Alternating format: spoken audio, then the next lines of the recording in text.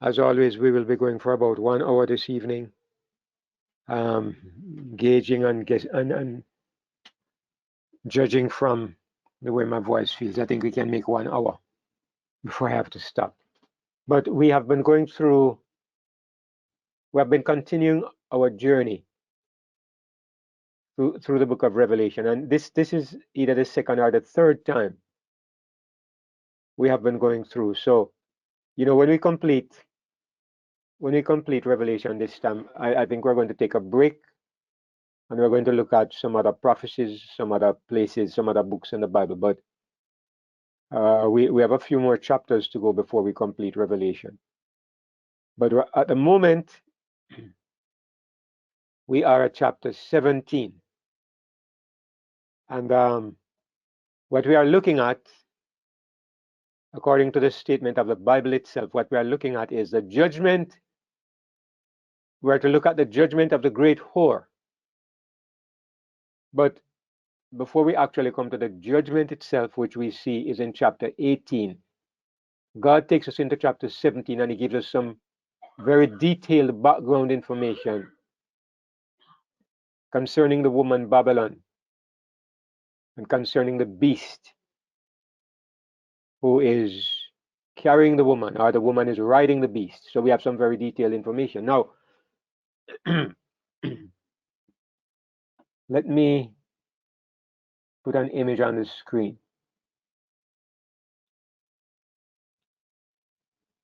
Let me put an image on the screen of this woman. All right. So this is an artist's impression of what John saw there in Revelation 17. A woman riding a scarlet-colored beast, full of the name of blasphemy, having the name of blasphemy on his forehead, having 7 heads and 10 horns. And she had a golden cup in her hand, full of the wine of the filthiness of her fornication.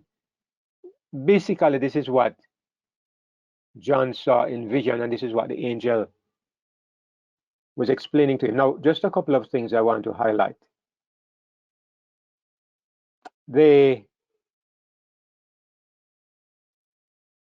Last week I tried to point out that this woman here is more than simply one individual institution. Somebody commented on one of my videos this week, on the video I put up from last week. Somebody came and commented that this woman is the Vatican, and that it's the Roman Catholic institution. It's a city. It's the Roman Catholic capital, the Vatican, and it's sitting on the 7 heads of the 7 hills of Rome, and the rest of it. And I know that this is a long held position of many people, that the woman here represents a particular city. And it has been understood for centuries by many Protestants that this woman represents either Rome or the Vatican in particular. And they say the woman is sitting on 7 heads, and the 7 heads represent the 7 hills that Rome is built on. Now, I've never been able to prove it for myself. I've never visited Rome, but they say that the city of Rome is built on 7 hills, 7 literal hills.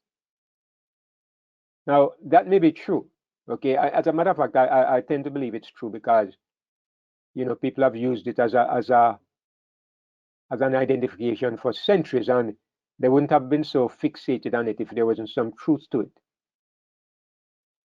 However, I am extremely persuaded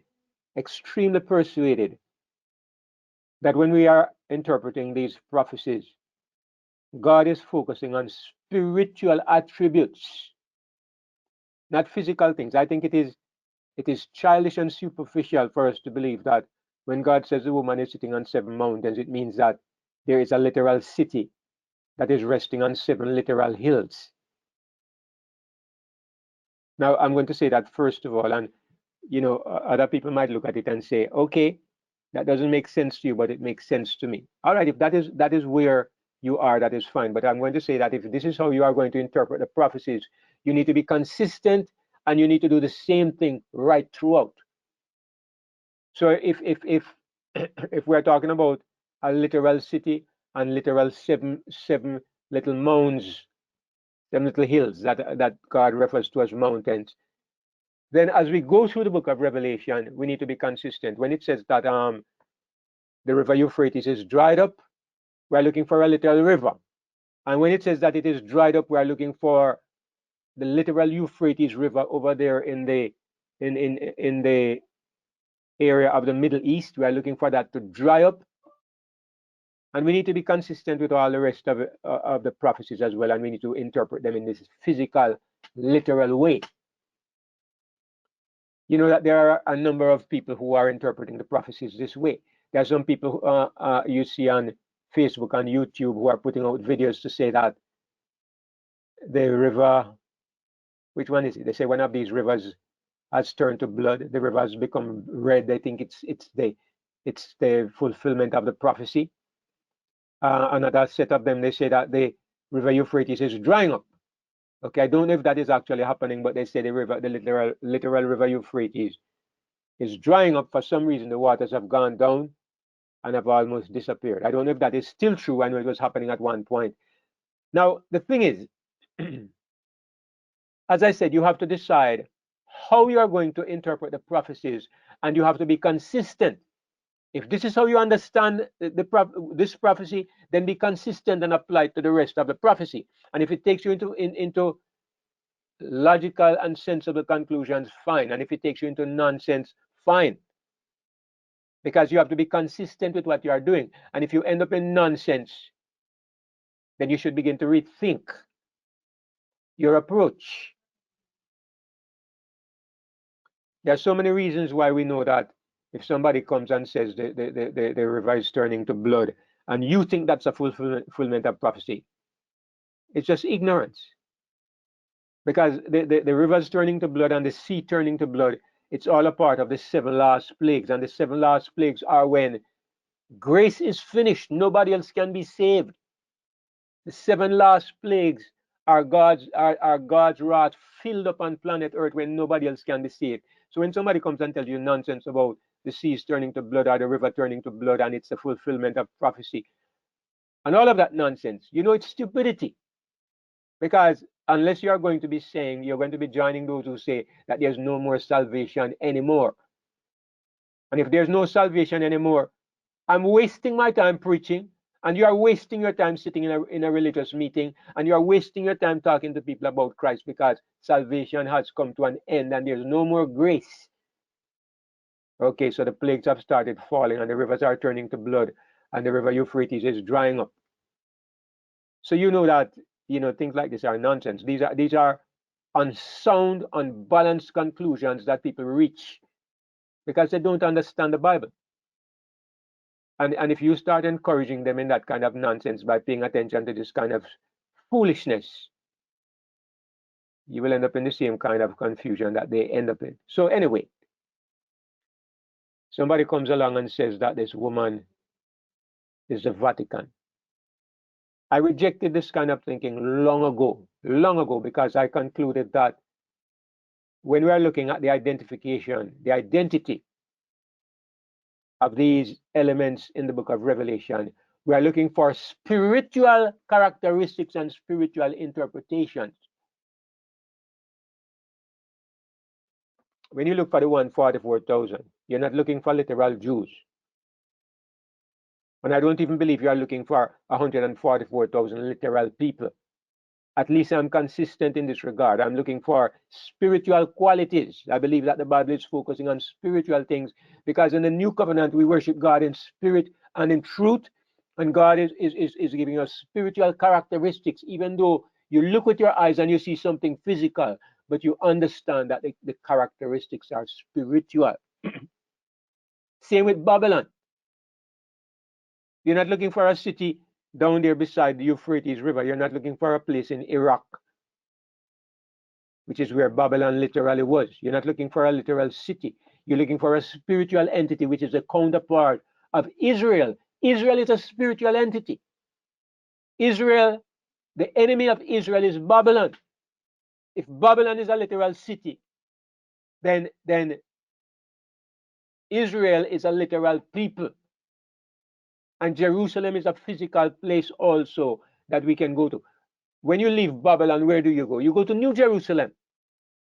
And if you take this literally, it means that you are to leave the Vatican and you are to go to Jerusalem, somewhere down in the Middle East. But Jerusalem is a spiritual place. We worship in Jerusalem. We exist in Jerusalem, and we don't exist in a literal place. It's a spiritual entity that is made up of those who are wrapped up in the life of Christ. Now, anyway, this is what I'm saying.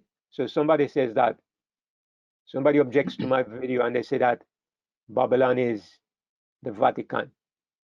All right, if that is where you are, fine.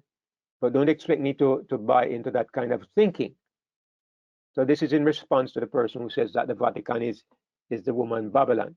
The second thing I want to point out here is last week somebody posted also a video, and this is positive. Somebody posted a video where they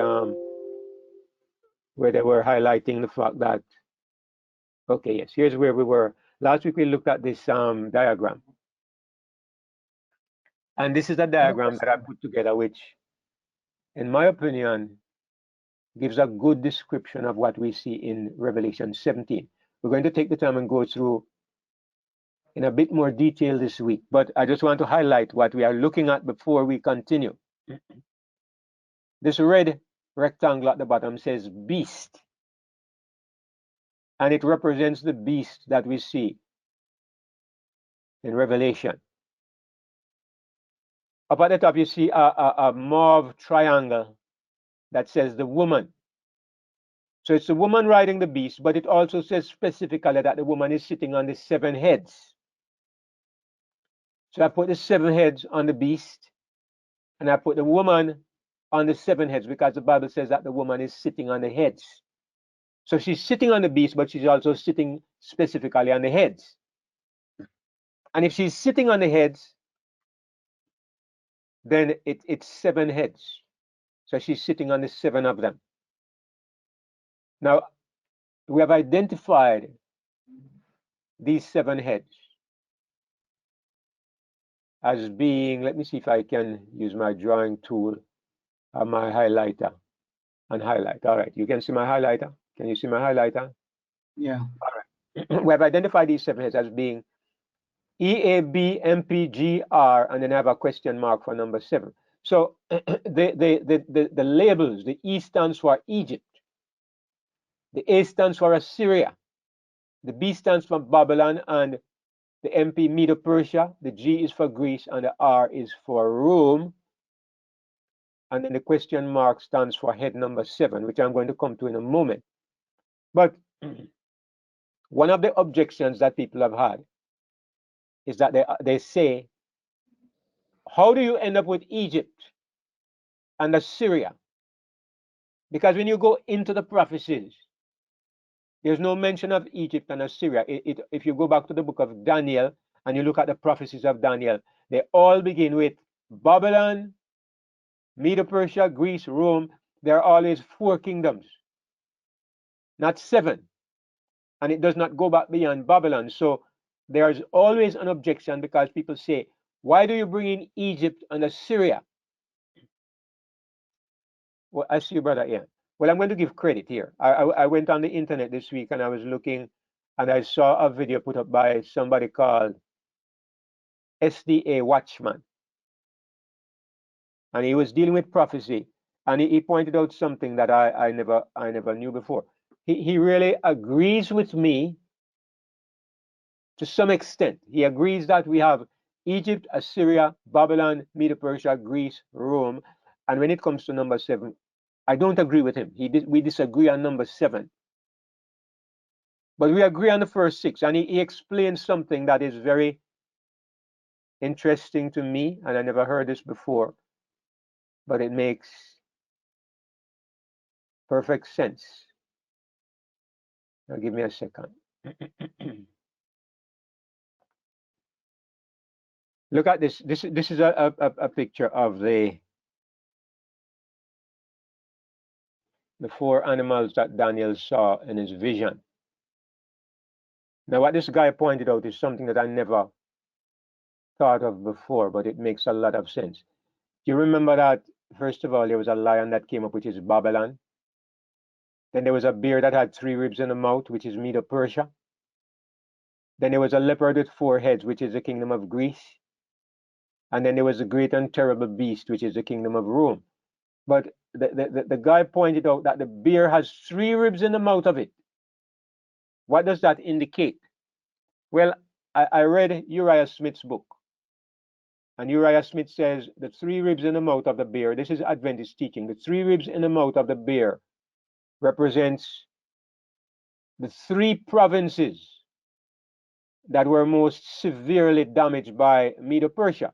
The Medo-Persians were a rapacious, fierce people, and they destroyed other kingdoms on their way to success. And Uriah Smith says, and I've always accepted it, and other people have said that the 3 ribs in the mouth of the bear represented 3 provinces that were severely damaged by Medo-Persia, that were destroyed by Medo-Persia. Of course, a rib is a part of an animal's anatomy. So if the bear has 3 ribs, it's suggesting that he destroys 3 other animals, right? And you know that an animal in the prophecy represents an empire, a kingdom, an empire. So if the bear has 3 ribs, it's suggesting that he destroyed 3 other animals.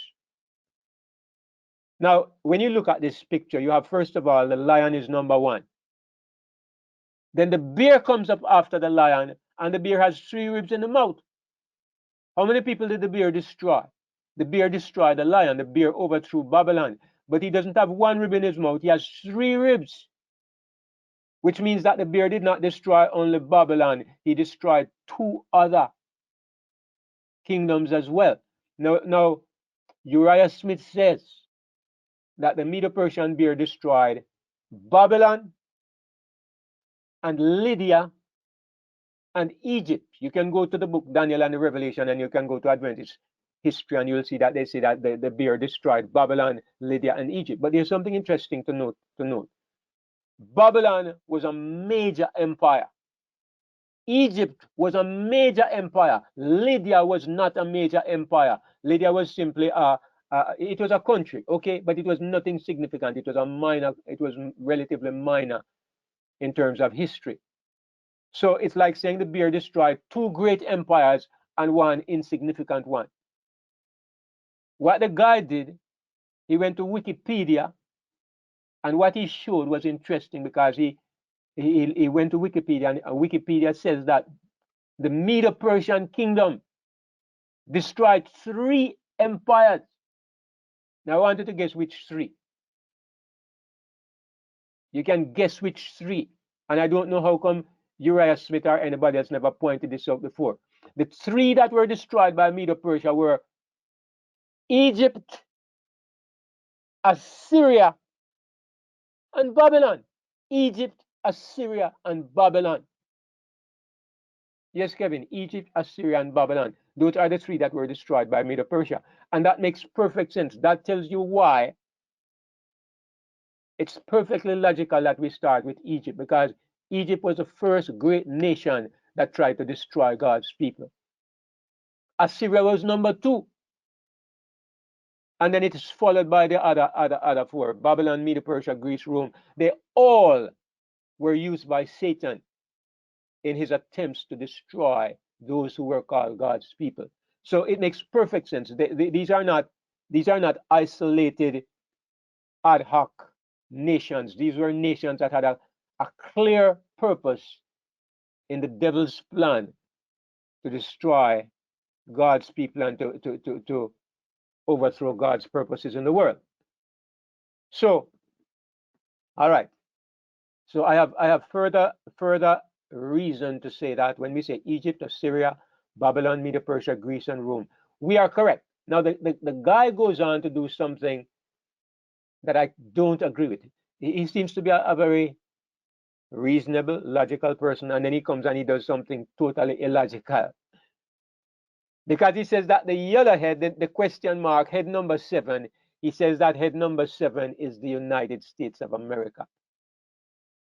And I've heard so many people say this, and people ask the question all the while. Why wouldn't you say that head number 7 is the United States? All right, so we would have Egypt, Assyria, Babylon, Medo Persia, Greece, Rome, and then the United States of America, which everybody says makes sense because the US is an extension of Rome. And of course, they are fixated on Rome. But that is absolutely wrong. All right. David Clayton says it is wrong. Does that make it wrong? No, the Bible makes it wrong. And I'm going to show you why it is so clear and evident that it is wrong. And it cannot be that the 7th head is the United States of America. If the United States of America is the 7th head, then we are very, very wrong about another prophecy, and I'm going to show you what I mean. You go to Revelation chapter anywhere, chapter 13, chapter 17, any one of them. But let's go to 13 then, all right?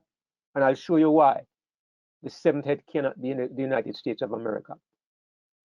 In Revelation 13, you have a prophecy. I saw a beast rise up out of the sea having 7 heads and 10 horns. How many horns? How many heads? 7 heads. And we just suggested that 6 of those heads are Egypt, Assyria, Babylon, Medo Persia, Greece, and Rome. That leaves 1 head.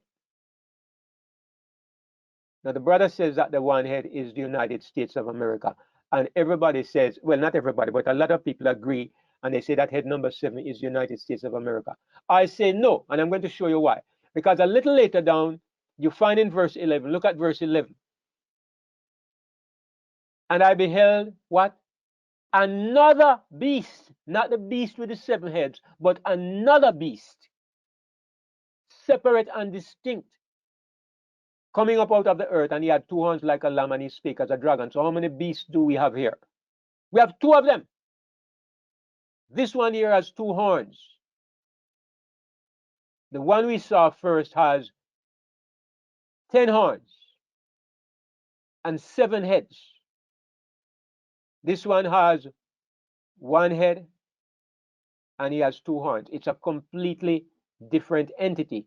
Now, somebody might ask, well then, maybe it's 2 different time periods. Maybe what God does, he gives us, first of all, he shows us everything under the symbol of 1 beast. And then afterwards, he shows us the 7th head under the symbol of another beast. Okay, that may be a rational approach. Maybe God is giving us 2 different images, 2 different times, and so he's saying, on one occasion, the United States is appearing as head number 7. Then on another occasion, the United States appears as an entity by itself. One thing we are pretty confident about, I am confident, I hope you are confident, is that this beast with the 2 horns represents the United States of America. I don't know anybody who has any different opinion about this, but that's my opinion, and that's what I think most of us, if not all of us, believe, that the second beast who comes up out of the earth speaks like a dragon. We believe it represents the United States of America. Now, let us say, maybe you're right. Maybe it's a different, maybe God stops the prophecy of the first beast and he moves on to another beast. So we are looking at 2 different periods of time and 2 different representations of the same thing. Let us say, maybe we are doing this. All right, if you accept this, I'm going to go to another place where you can't make that mistake. If you want to make that mistake in chapter 13, I'm going to go to chapter 19. In chapter 19, and this is why the Bible backs up itself. Doesn't give you any room to remain in false ideas and in nonsense. In chapter 19, it says, look at what John says now.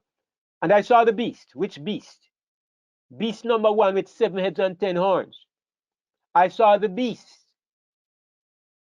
And the kings of the earth and their armies gathered together to make war against him that sat on the horse and against his army. So they are gathered together to make war against Christ.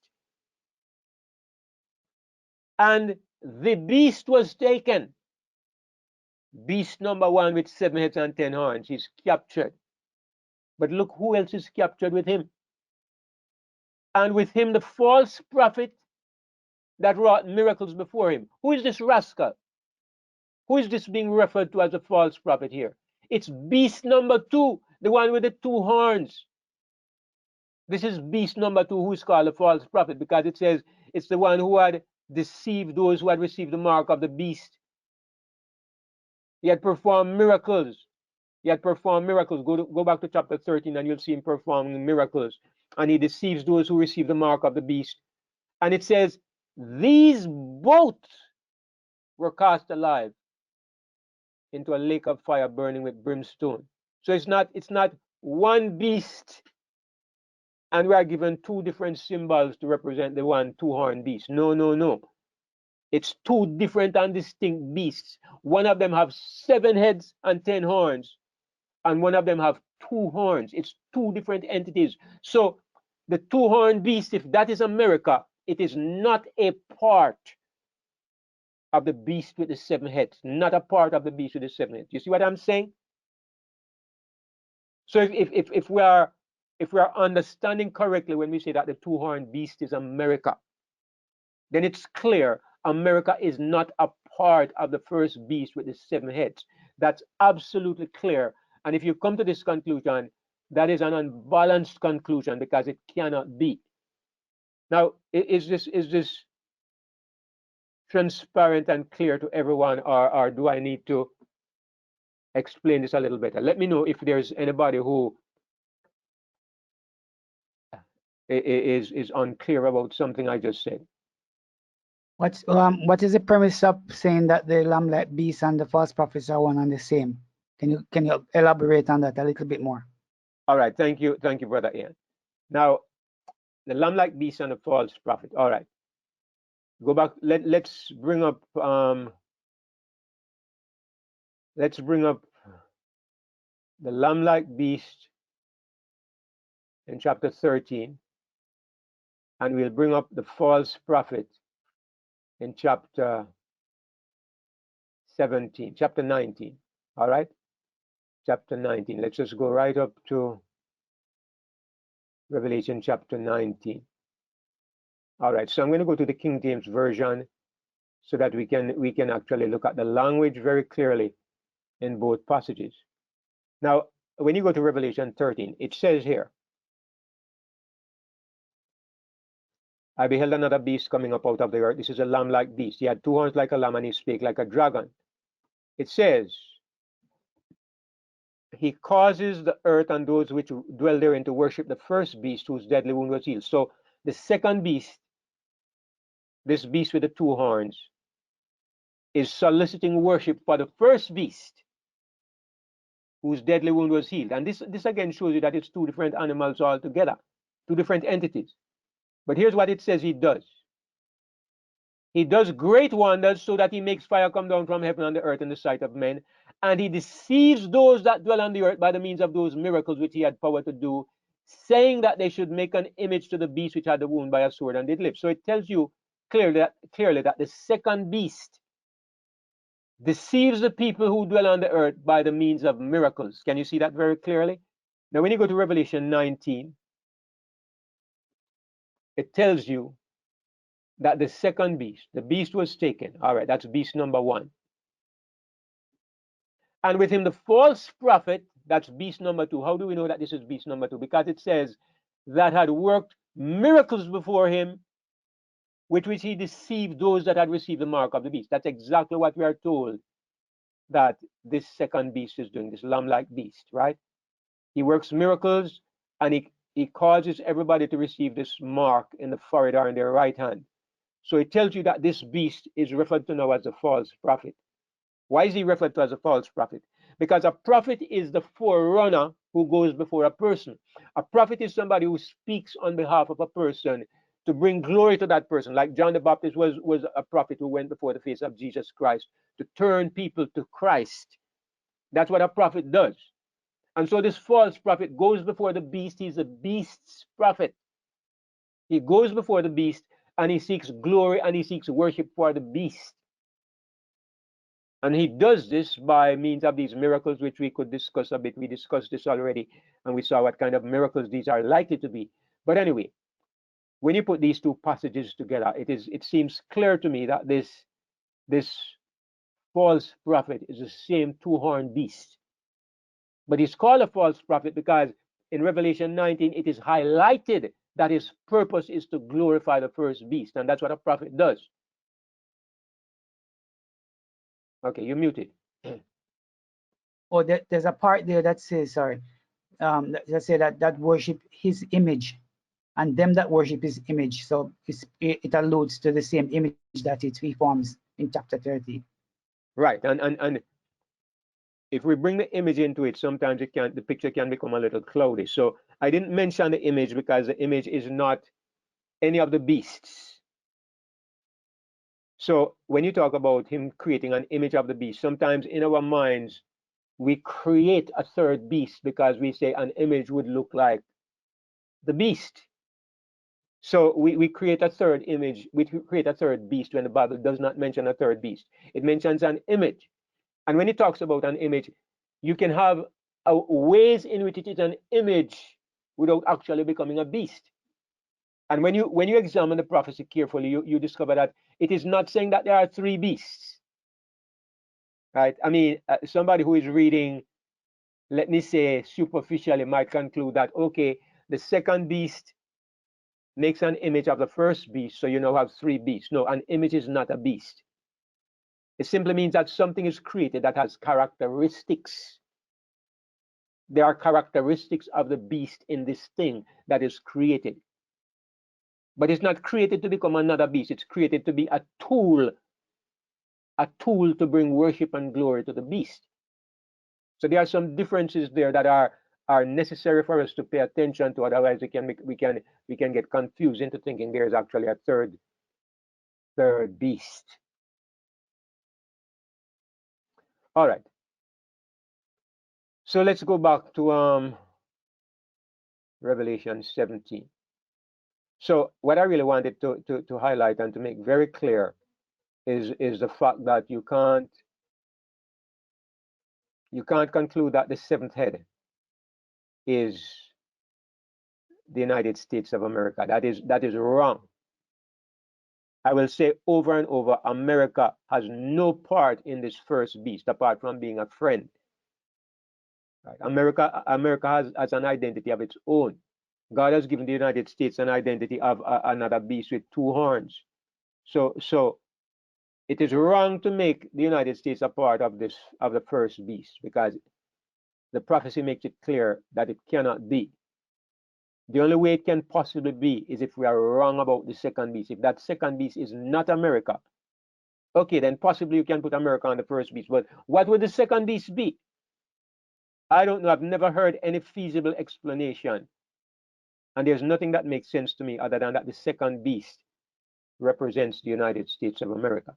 Now, before we actually go to the Bible, let me just go through this diagram carefully to make sure that we understand what it symbolizes. Now, as I've pointed out, you have a beast, and the woman is riding the beast, but she's actually sitting on the seven heads. What this implies to me, brothers and sisters, I want you to notice that in my understanding, the first of these heads represents Egypt. So we go back in time thousands of years. We're not talking about Egypt in 2023. We're talking about Egypt way back in its origins when it first tried to destroy God's people, back in the days of Pharaoh and Moses. So we are going back thousands of years.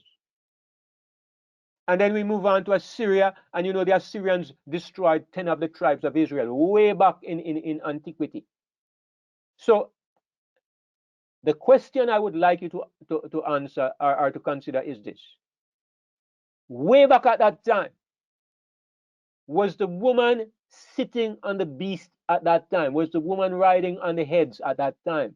Because the Bible says, and I'm going to show you, the Bible says that the woman is sitting on the heads. The woman is not just sitting on the Roman head.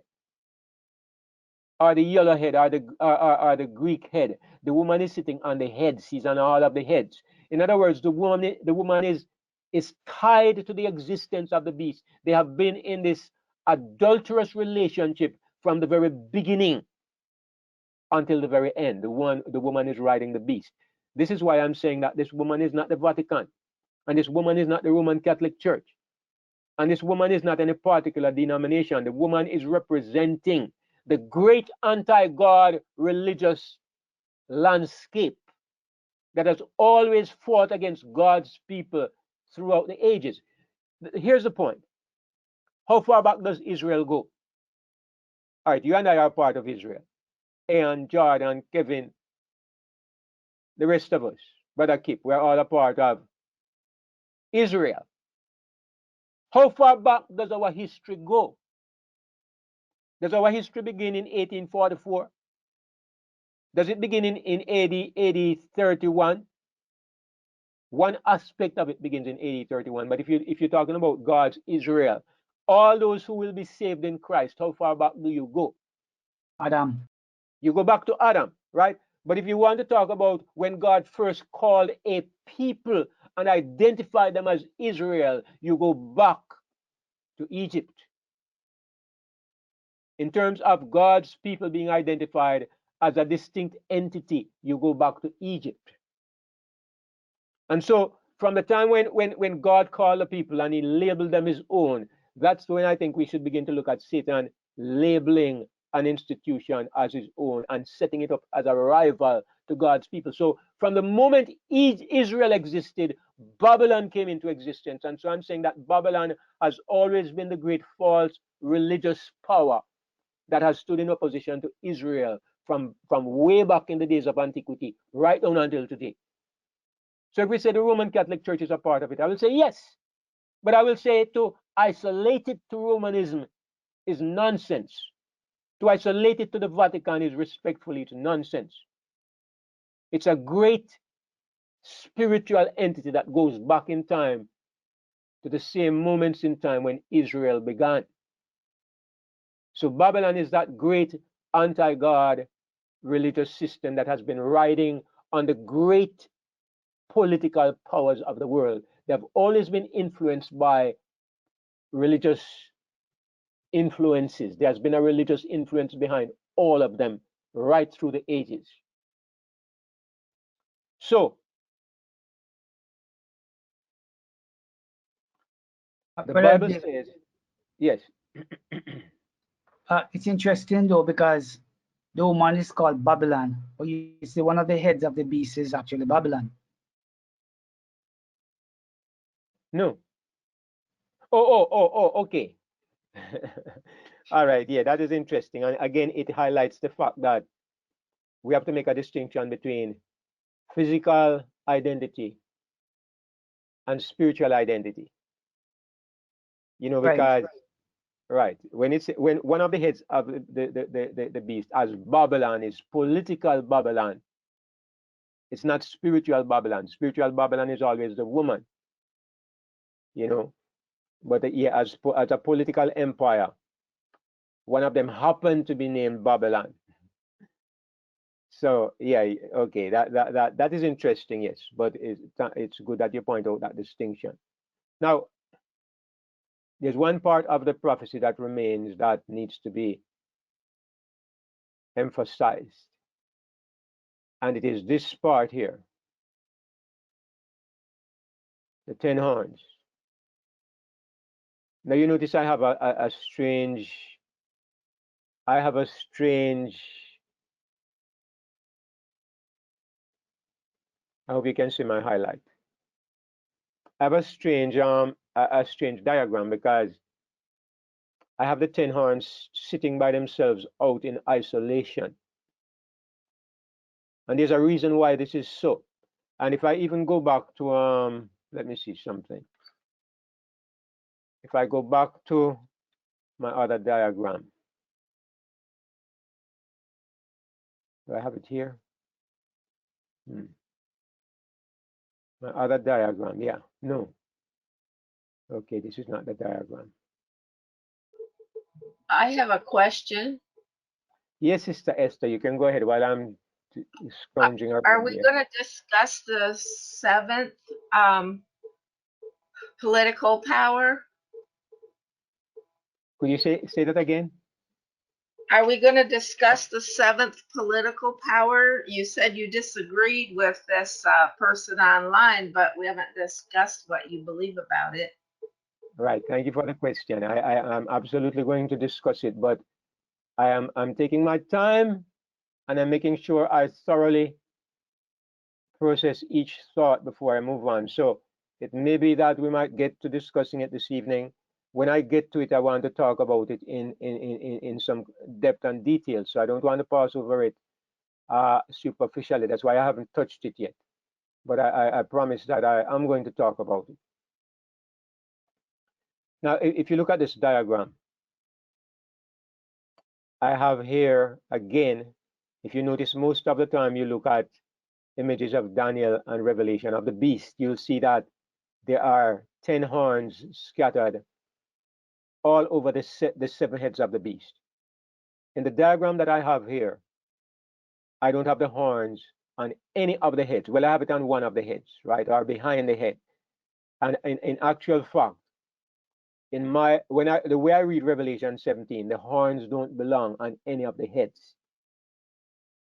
So it's by deliberate design that in this diagram that I was showing you here, by deliberate design, I have the 10 horns sitting by themselves out of the end of the beast. I'm going to show you why I come to this conclusion. And Sister Esther has asked about head number 7. All right, let me take the time to look at head number 7, because the honest truth is that there is no interpretation that is perfect, but at least there is an interpretation that makes more sense to me than what I've heard, than all the others that I've heard. And that's what I want to share. All right. So is it possible that my interpretation is wrong? Of course. But in terms of my examination of all the different options, which I've tried to do, I've not seen any interpretation that makes more sense than what I'm about to share. So that's my disclaimer, Sister Esther and everybody else. Now, let me go to chapter 17, and I'm going to come to head number 7 in a little while. But let me just show you why it is that I have the 10 horns sitting by themselves.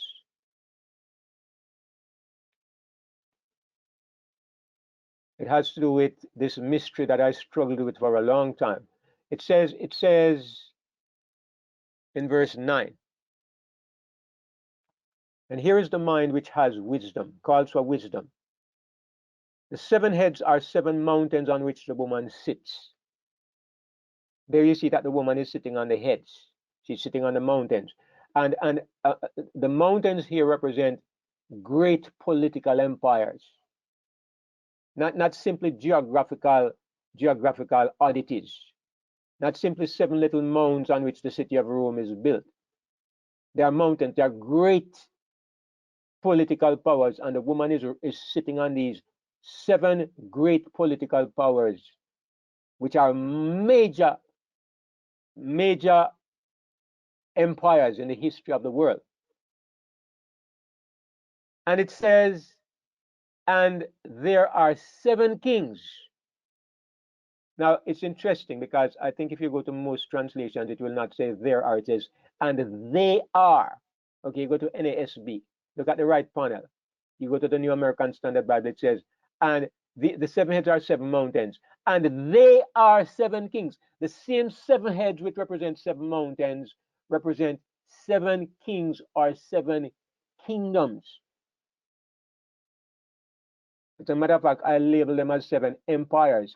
And there's a difference between a kingdom and an empire. A kingdom is an individual political power. An empire is a political power that has other powers under it. Okay? An empire is a kingdom that has sub-kingdoms. It rules over other kingdoms. And these are the hallmarks of the 7 great heads, the 7 empires. They are empires. So although the Bible says here there are 7 kings, I'm interpreting it to mean that they are 7 kingdoms or empires. So it tells you that the woman is sitting on these 7 empires or on these 7 mountains. The woman is sitting on it. So Babylon is riding these great empires. And it tells you they are not just something that the woman is sitting on, but there are also 7 great empires. And it goes on to tell you the sequence. There is a sequence to these empires. That makes you know that we are looking at a beast that spans time.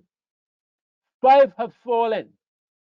1 is, and the other has not yet come. So let me look at that diagram just to remind you of it.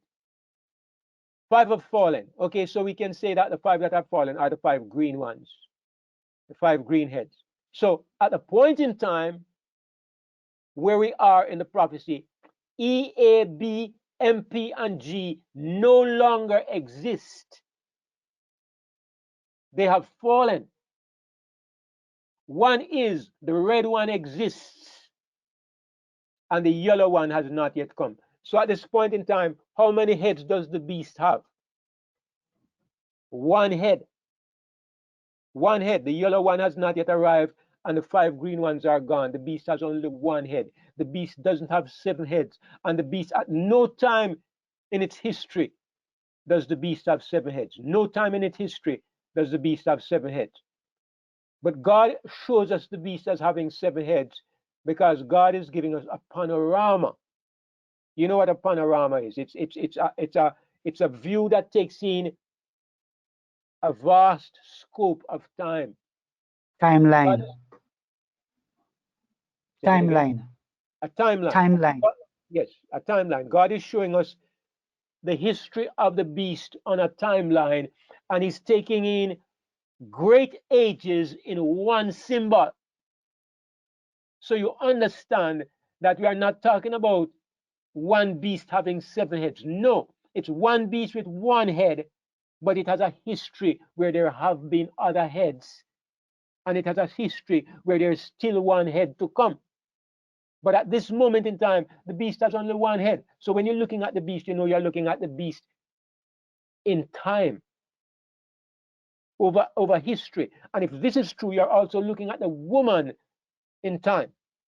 So the woman is not the Vatican. The Vatican is only 1 manifestation of the woman, or I should say the Roman Catholic experience of the woman is just 1 aspect of the woman in this moment in time. But she was there before, during the 5 other heads, and she will be there in the head that is still to come. So hopefully this is something that we are all able to understand, and you can see why. As we are looking at this, you can begin to see why the picture is emerging more clearly of that diagram that I have.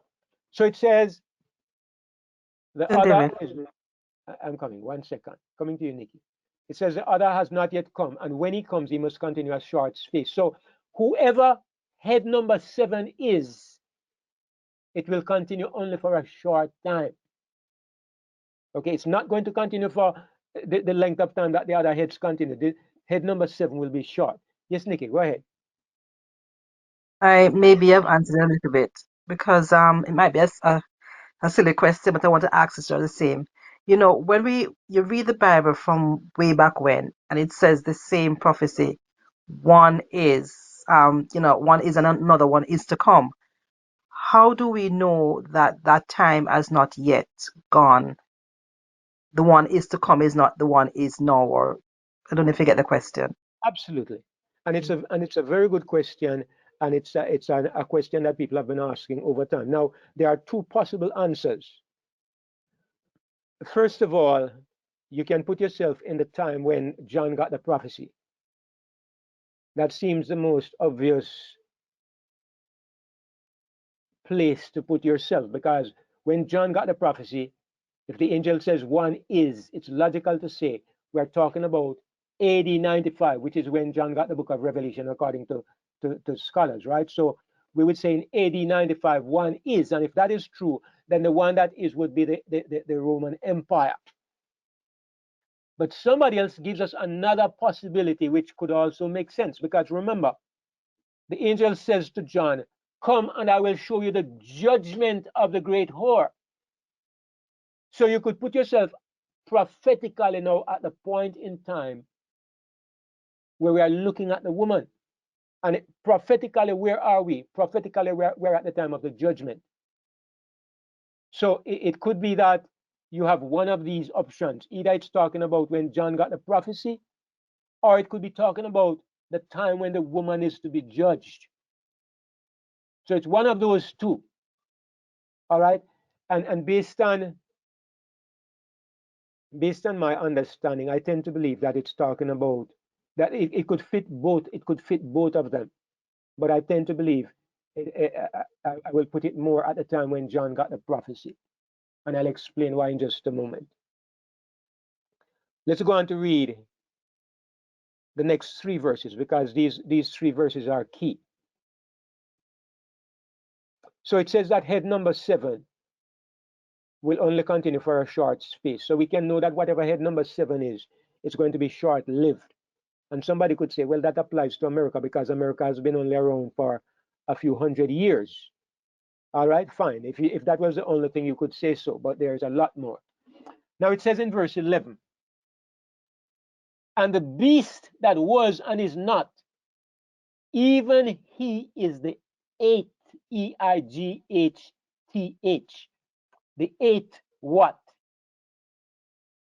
Is it saying that the beast is the 8th king? Head. Is it saying that the beast is the 8th head? To say that the beast is head number 8 is nonsense, because there are not 8 heads, there are 7 heads. So the beast is not head number 8. The beast is king number 8. So there are 7 heads and there are 8 kings. So each of those heads is a king or an empire. And when the 7th head is gone, then the beast becomes king number 8. So we have a kingdom without a head. If you want to look at the diagram, if you find a better way to interpret it, you can tell me. But if you look at this diagram, okay, 5 are fallen. That's the 5 green ones. One is that's the red one. The other has not yet come. That's the yellow one. And when he comes, he continues a short space. There are 7 kings and there are 7 mountains. And the beast is number 8. Number 8 what? It cannot be number 8 head, because there are only 7 heads. So it says the beast is king number 8. So there are 8 kings. Now the beast is not a king while the 7 heads are alive. And Brother David. But Huh? if you follow in the Bible, exactly, it says there are 7 kings. 5 are fallen. That's the 8 kings. So if you're saying that there are 7 heads, but it also said that there are 7 kings. It's So interpreting the heads. Now it says that the 7 heads are 7 mountains, and the 7 heads are also 7 kings. mhm. It doesn't say there are only 7 kings. It's telling you what the heads represent. So what about the 10? The heads represent 7 kings, but it doesn't say there is no king after the 7. So what about the 10 kings? The 10 horns, which are 10 kings, which are going to get Okay, power. I'm going to come to that, because the 10 horns are 10 kings. They are not empires. Okay. Remember that the heads represent empires. They represent major kingdoms. And it tells you, we will look at the 10 horns in just a moment. But the point I want to make is, I want to make the point clear that the beast himself becomes an 8th king. There's a time when the beast is going to appear without a head. And at this point, the beast will become the 8th great empire. It's going to become the 8th great empire, a kind of empire that is going to take over the same kind of persecuting elements that we saw in the previous 7 heads. So how can it become an empire without becoming a head? Because heads represents empires. Good. That is why it is an empire like nothing we have ever seen before. So let's look at what it says, and we'll come to the Bible itself will answer that question, because it's a strange kind of empire. Because, all right, it says the beast, he is the 8th, and of course you ask yourself the question, the 8th what? The 8th what? There's only one possible answer. He is the 8th king, right? Because it says that there are 7 kings 5 are fallen, one is the other is not yet come, and then he must continue a short space. And the beast that was he is the eighth. The only possible eighth is that he's the eighth king. But it goes on to say he is of the seven. It doesn't say he is of the seventh, which is how some people read it. They try to say that the seventh head morphs into the beast as number 8. It doesn't say he's of the seventh.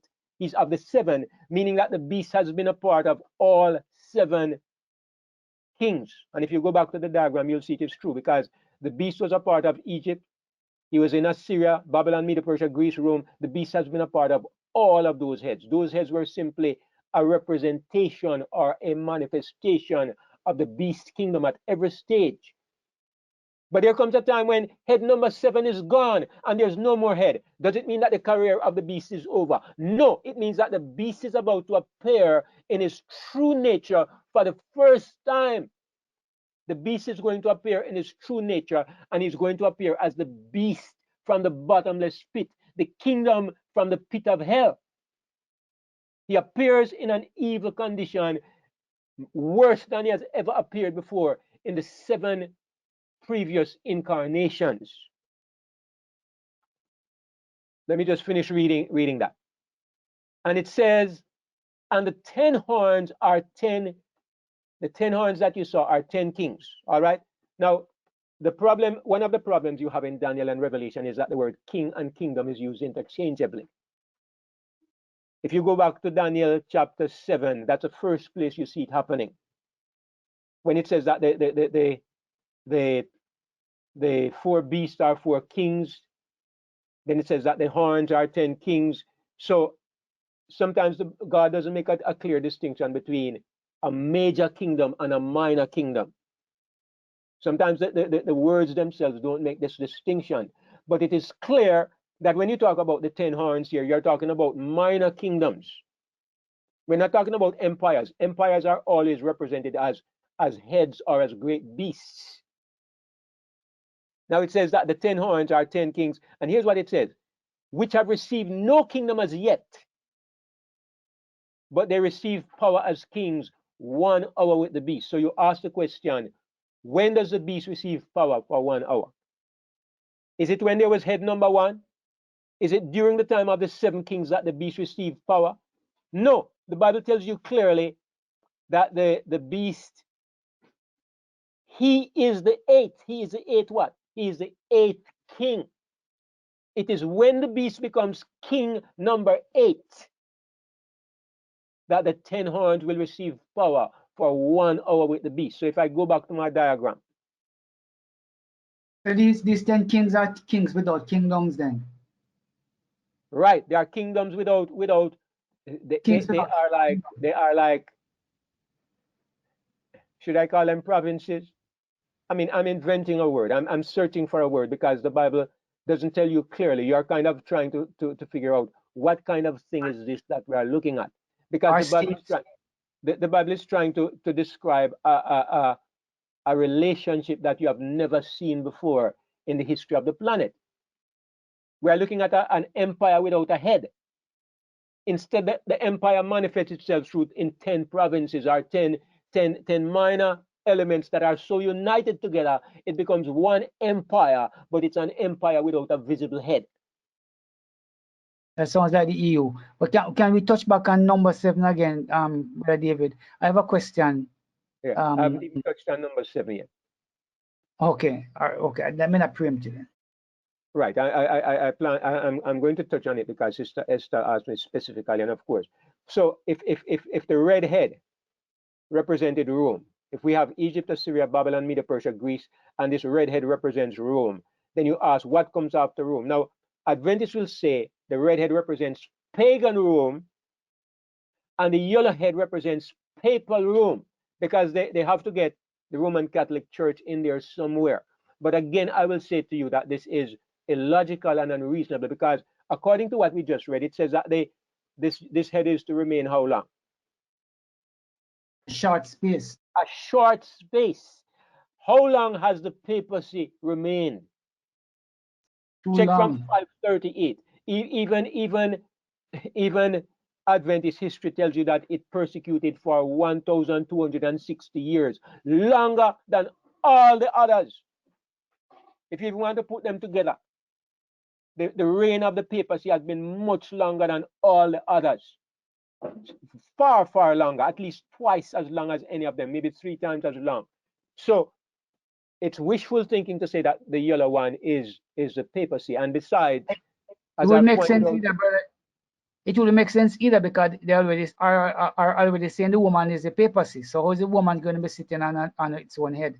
precisely, that's another striking point. You can't have the woman, which is the Roman Catholic institution, sitting on the papacy. And furthermore, you will find that the beast is going to turn around and destroy the woman, which would mean that the Roman Catholic institution turns around and destroys itself. Anyway, so my conclusion is that head number 7, the yellow head, represents an attempt to revive the Roman Empire. Since the time that the Roman Empire was overthrown, it was the last of the 4 great empires. But according to the prophecies of Daniel, Rome is to continue until the coming of Jesus, because it says that Right. it's in the days of the feet of iron and clay that the stone is to smite the image on the feet. It says that it is in the days of the 4th beast that the judgment is to sit and to take away his dominion. So we know that Rome continues until the end. So how is it that after Rome you can have another power that stays for a short while? What we have is that there is an attempt to revive Rome. There's an attempt to revive the Roman Empire, which is partially successful and partially a failure, because as God says, they shall not cleave one to another. Do we see this happening in the old Roman Empire? And I believe we see it happening with the European Union. Somebody's thing is open. Okay, Brother John, I don't know if you want to say something. I'll give you a chance in just a moment. All right. The old Roman Empire, Europe has always wanted to have another united Europe, but they have never been able to recreate that empire. And what they have tried to do is rebuild it through the European Union. The European Union is the latest European attempt to create a unified empire similar to ancient Rome. Now they're trying to do it not by violence and domination, but by political means. And they call it, first of all, the European Common Market. Now they call it the European Union. And they have a kind of tenuous unity where they have made themselves into an economic bloc that has a lot of influence in the world today. And if this is really what the 7th head is, which I'm suggesting it is the 7th head, then what the Bible says is that it is to remain for a short space. And in the scheme of history, the European Union is a baby. It just came on the scene in my lifetime, or just a little bit before my lifetime. It's a baby. It has been around for a short space, and it won't remain for much longer. So I believe that this is what the 7th head is. Now the Bible says that it's going to fall if we are interpreting it correctly. And when it falls out of the ashes of this ancient empire that included all of these nations, out of this old world empire, there's going to emerge another power for a brief moment in time. And it's going to be represented by 10 horns. And the Bible describes it as king number 8, the beast from the bottomless pit. The beast comes back to power in his true nature for the first time for 1 hour. And that is the nation, that is the kingdom that will attempt to wipe God's people from the face of the earth. Now, I'm going to stop here for this evening, because we're going to dwell more on this beast and on these 10 horns next week. But there's so much more that could be said about it. I don't want to begin to attempt to do it this evening. I think I've found a little bit of extra strength this evening, and I don't want to overdo it. But I think that's Brother David. yes. Before you, I think Brother John was unmuted, so I want to find out if he wanted to say something before you. Okay, it seems like that was an inadvertent unmuting of the mic. Go ahead, Brother Ian.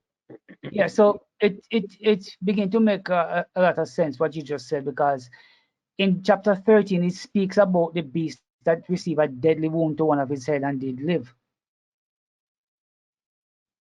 Right. So it was that Rome that got that hit, and so it's coming back to life now with the seventh head.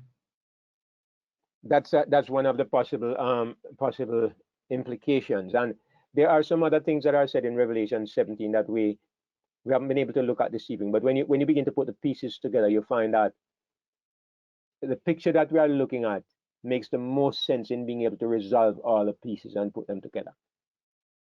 Now, One other thing, Brother David, it is clear that everything below the woman has to do with political power, yes, literal political powers. I mean, there are symbolism, of course, beast and head and all of these things is symbolism, but it represents political, true existing, I mean, political power that existed.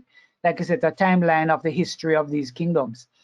right. But all that is above it is spiritual, because the woman, Babylon, the woman there in purple, is a spiritual entity, because Babylon is also one of the head, but that's a political aspect of it. So the woman represents a spiritual aspect, and it is called Babylon. I guess at some point you can get into, elaborate more on why God chose the name Babylon to call this woman to represent the fallen religion. Yeah, and as I pointed out, the beast after the fall of head number 7, the Bible describes the beast as emerging from the bottomless pit. When he becomes king number 8, he comes from the bottomless pit. And as a matter of fact, let me just highlight and point that out to you, because it says that let me show you where it says it. In verse 8, Revelation 17, it says, "The beast that thou sawest was and is not." We're going to look at that more in depth next week. But it says, "And shall ascend out of the bottomless pit and go into perdition." This beast is the only entity that we can see that exists on the earth that is said to come from the bottomless pit. Babylon didn't come from the bottomless pit. Medo Persia, Greece, Rome, Egypt, Assyria, none of them came from the bottomless pit. While those kingdoms existed, the beast was functioning as an earthly entity, but now it comes from the bottomless pit. There's something that God is telling us about the nature of this final kingdom that I don't think we fully understand. And I mean, that includes me, but there's something extraordinarily evil that is being presented by God. And since Aeon mentioned that everything below the woman is secular, it's not religious. But if you notice something, it also says something about let me go back and read something it says. It says of the 10 horns. Look at what it says of the 10 horns in verse 16. "And the 10 horns which thou sawest upon the beast, these shall hate the whore. These shall hate the whore, and shall make her desolate and naked, and shall eat her flesh, and burn her with fire." Whoever this woman is, it is going to be burned by the 10 horns. So look at the 10 horns. They have received no power as yet. They'll receive power for 1 hour with the kings, with the beast. So when the beast becomes king number 8, the 10 horns receive power. And what do? They turn on the woman. Okay, the woman has been riding all these 7 heads, and now the beast becomes king number 8, and the 7 heads are gone, and the woman goes too, because the 10 horns, the beast and his 10 horns, wipe out the woman. They eat her flesh, make her naked, and burn her with fire. That tells you something. This is why this is a beast from the bottomless pit. It has nothing to do with the religion of the woman. Now, somebody says, well, the beast could be pagan. It could be a pagan beast, and it could be pagan religion. Maybe. But then what would you call the religion of Egypt? Wasn't that pagan? And Assyria and Babylon and Medo Persia, those are all pagan.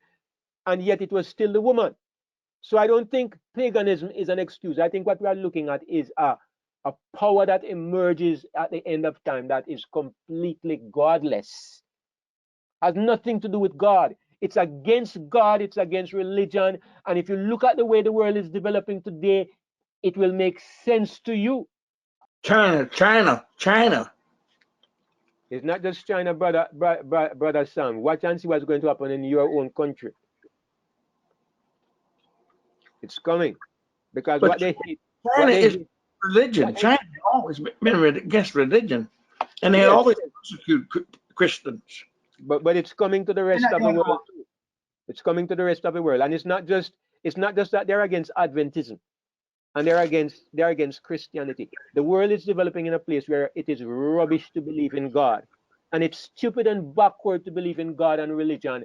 And the world is developing in a way that the world believes it can exist without God on a planetary basis. I believe the beast from the bottomless pit is the ultimate manifestation of this kind of thinking, and that's why they're going to destroy the woman, and that's why they're going to try to destroy God's people.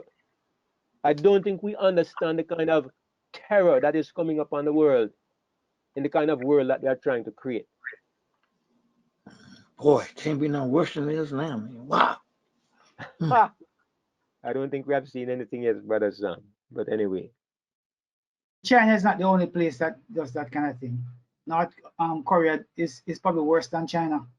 yeah, it's worse than China. But I mean, those are the ones that we like to pick on. But we're going to see it come to our well-established bastions of freedom. We're going to see something. That's what I believe when we look at the prophecy. That's what I believe we're going to be seeing. Satan is not yet finished creating his masterpiece, but God gives us a glimpse of it when you look at the prophecies. All right, so I understand that there were some questions that people were asking in the chats. If you want to go ahead and ask the question here now, while I still have a little energy, I will try to engage those questions if I can answer. If anybody wants to ask your question, Brother David, yes, Sister Tris. um, the seven heads, those are representing the beast. Could you repeat the question? The seven heads are representing the beast.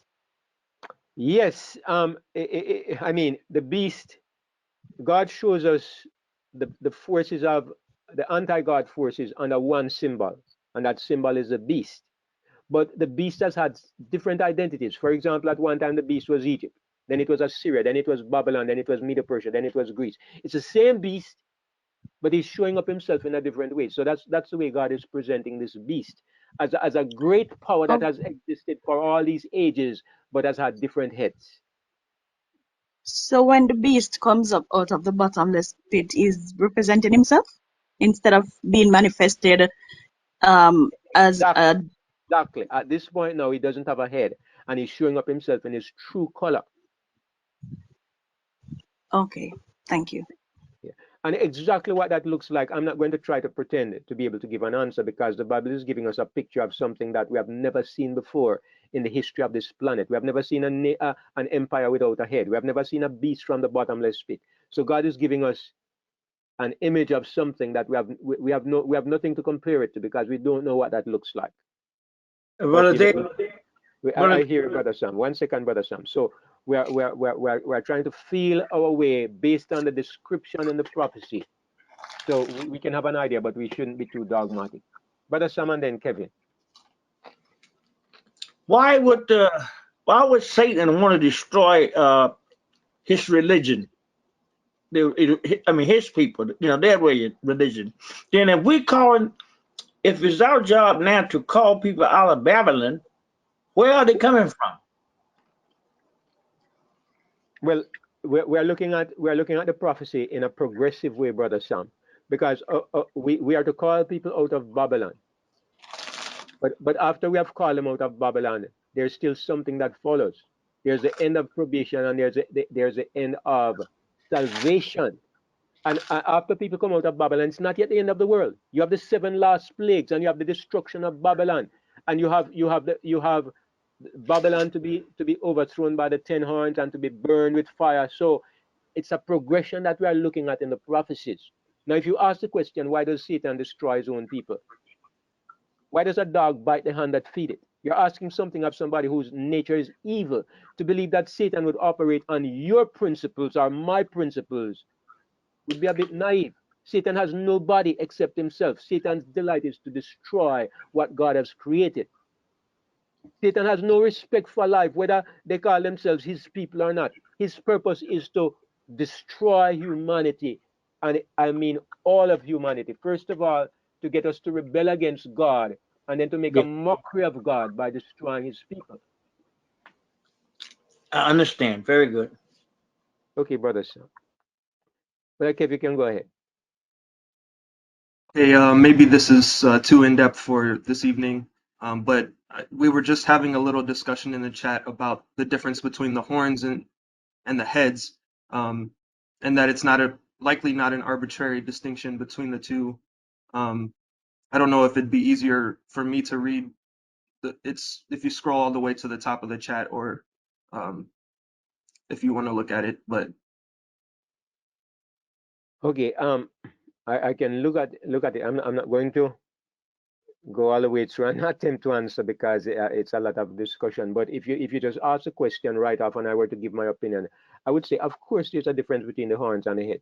God doesn't just say mention horns and then mention heads arbitrarily. It's clear that there's a significant difference because we are told that the beast has 7 heads and 10 horns.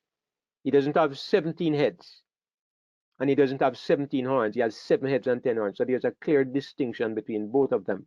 And I would say that the distinction is primarily, first of all, that a head represents a political empire, while a horn represents a minor kingdom.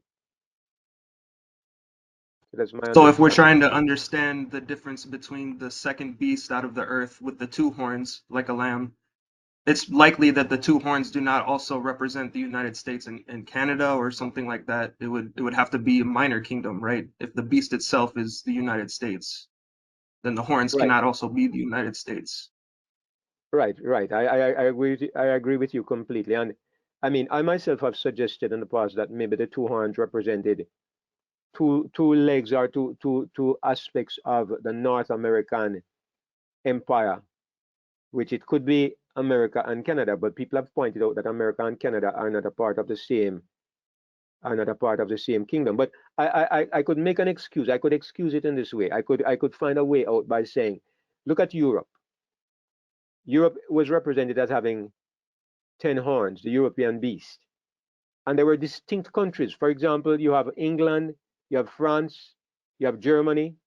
They're all distinct countries, but God represented them as a part of the same great Roman Empire because they were united in a certain way, even in spite of their differences. And I suppose we could argue and say America, the United States, and Canada are so united in so many ways, are working together harmoniously in so many ways. It's almost like you could say 2 different states in Europe.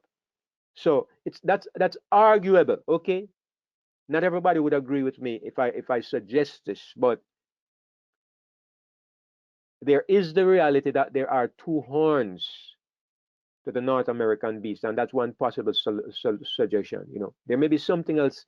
The traditional interpretation is that it represents the 2 pillars on which America has been built: civil and religious liberty. But I think that is giving an interpretation to horns that is found nowhere else in the prophecies.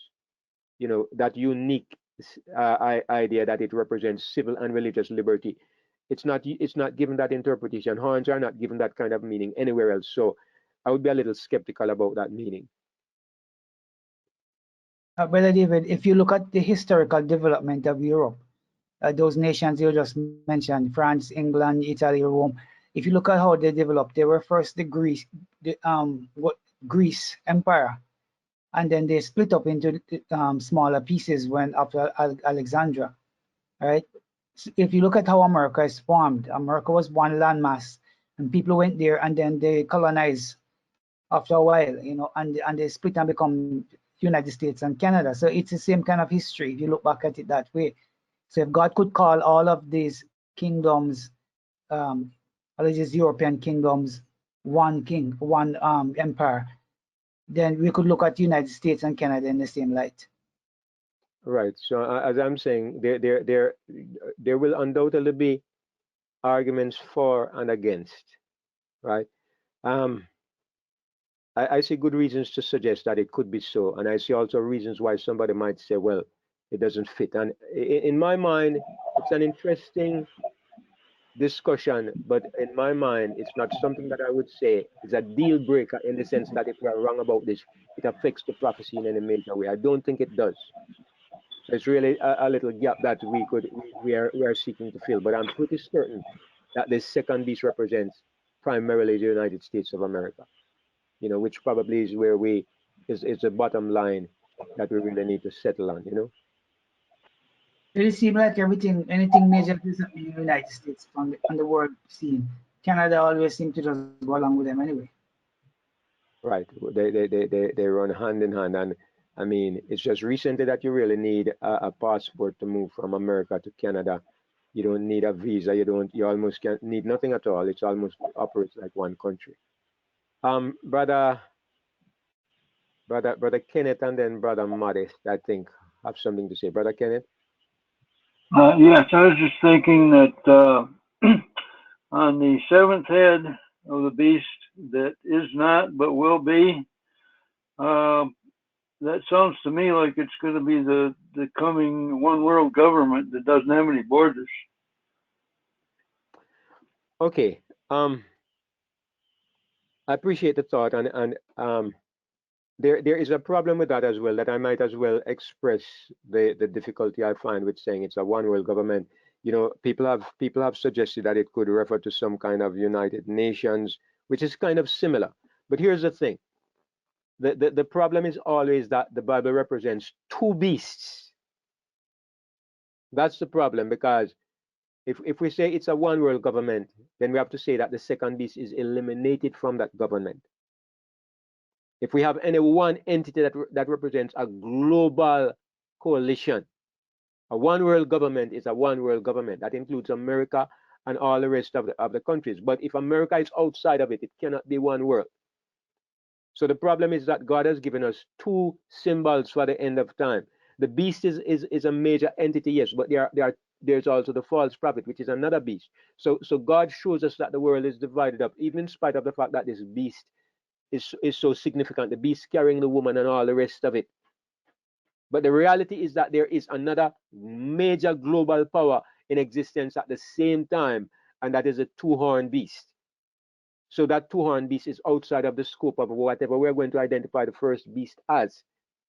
If we say the first beast is a one world government or it's a global government, then it means that the second beast is not a part of that government, and that leaves America out there. And it doesn't seem likely that there's going to be any one world government or any one world system that excludes America. So that's the reservation I would have there, Brother Ken. Brother Modest, you can go ahead. Yes, good afternoon. I came in a little late and I just want to know one question, something. I don't know if you spoke about it before, but the dreaded beast that Daniel spoke about and the beast in Revelation 13, the first beast, is it the same? The beast in Daniel and the beast in Revelation 13. Yes, the dreaded beast where Daniel saw, I think the fourth beast. Is it the same in Revelation 13, the first one?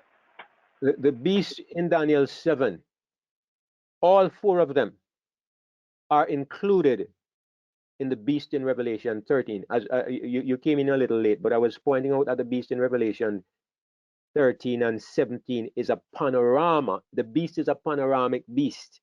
In other words, it's not one beast. It's a collection of beasts that are put together in this one symbol in Revelation 13. It has 7 heads, and each of those 7 heads represents one of these great empires.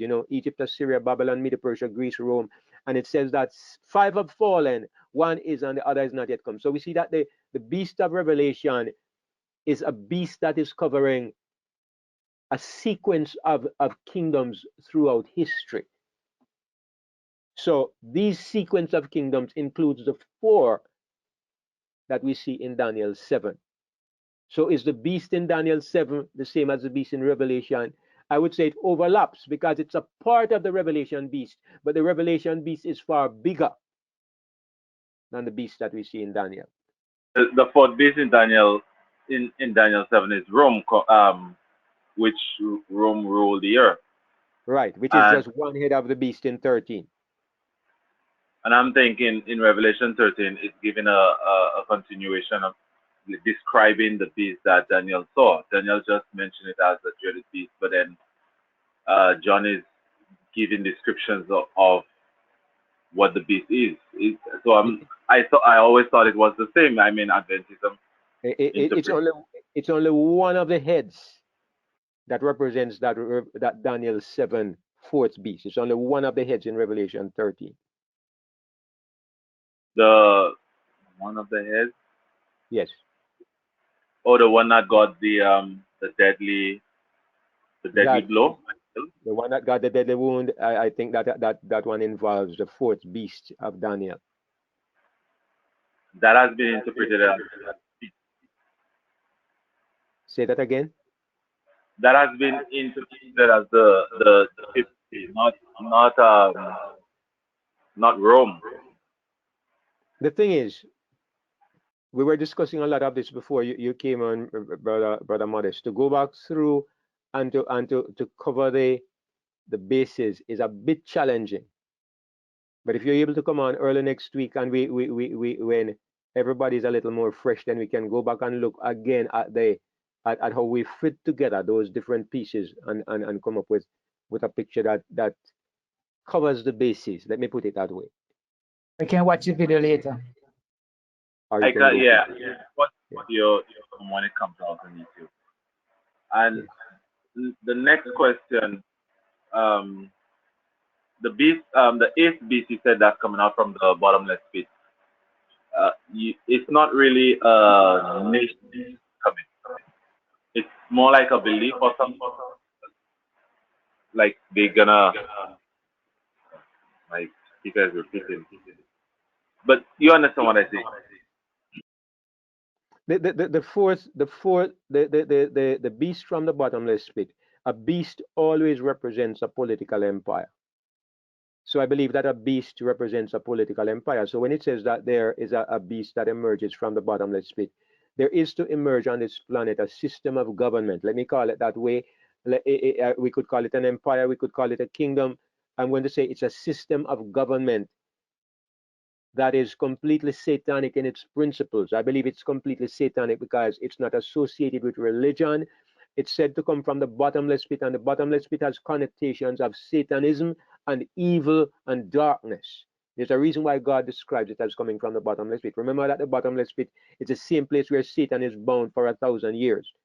It's the same place where the angel from heaven called Abaddon, the destroyer, opens the bottomless pit. So it's a symbol of what is completely evil. So this beast from the bottomless pit, I understand to mean a kingdom or an empire. Something emerges on this world that is completely satanic. And I believe that is what it implies. And we are yet to see this happen. But you say a kingdom and an empire, but it's not like a place like America. Like we could say, okay, it's America, or it's Europe.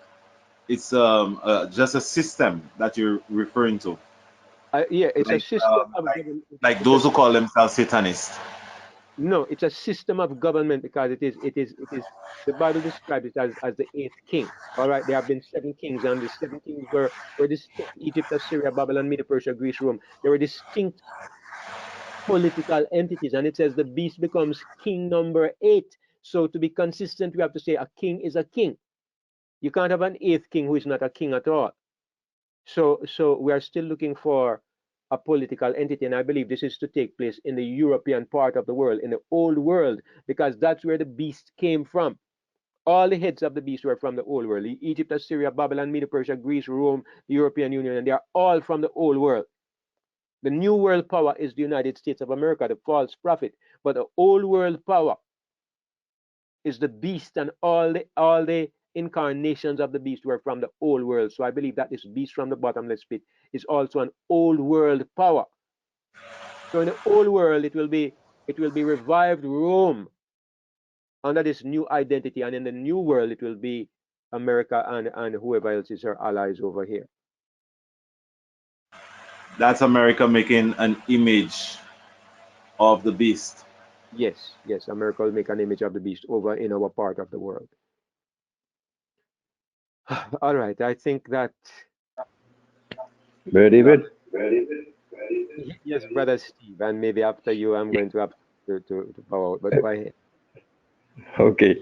Now, what I want to point out is that at this time, the beast is not being influenced by the woman.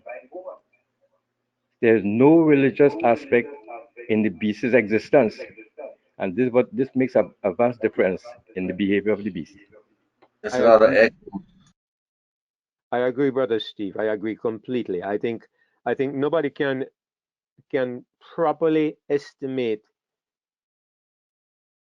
what what a restraining influence even false religion has exercised in maintaining some kind of some modicum of sanity on the planet. Because even if you look at some of the things that are happening today, as much as religion is in apostasy, some of the voices that are being raised to kind of have a mitigating influence are religious voices, even though it's false religion. Religion has, to some extent, helped to keep the world from complete madness.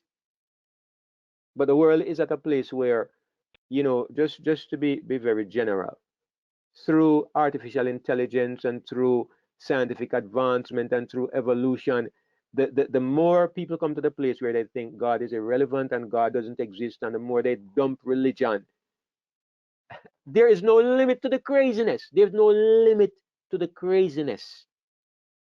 When you have a kingdom that emerges that has nothing to do with any kind of God at all, then we are going to see what it means to live in a world where there's a beast from the bottomless pit. I think that's what the Bible is saying. And I mean, this is not something that maybe is a popular perspective of how the world is to progress. I think that is why, even as we are looking at it together here, it's strange to most of us because that's not the scenario we have been grown up with. Everybody believes that the last great conflict is that a certain religion is going to turn around against a certain religion, basically Catholics against Adventists, basically Sunday worshippers against Sabbath worshippers. That's what we have been bred with. And even among those who don't think like this, it's always been, they have never envisioned a world where the creator is finally, every attempt is made to eliminate the creator. But when you look at this strange chapter in Revelation 17, that's kind of the conclusion you come to if you break it down and start to look at the different parts carefully. You get to see that this is something like what God is telling us is going to happen. It's developing on the planet. But anyway, I want to thank the Lord for giving me strength to continue for an hour and a half, which I would have deemed impossible. But I mean, it's a good sign. It means that I am getting a little bit stronger. I didn't know my voice would hold out, but it feels better this evening than it did this morning. So that's a very good sign, and I'm wanting to give God thanks. But I think that prudence and temperance dictate that I should call the meeting to an end at this point, and I should turn it over to the evening crew. So let me just ask for a volunteer to pray to close the meeting.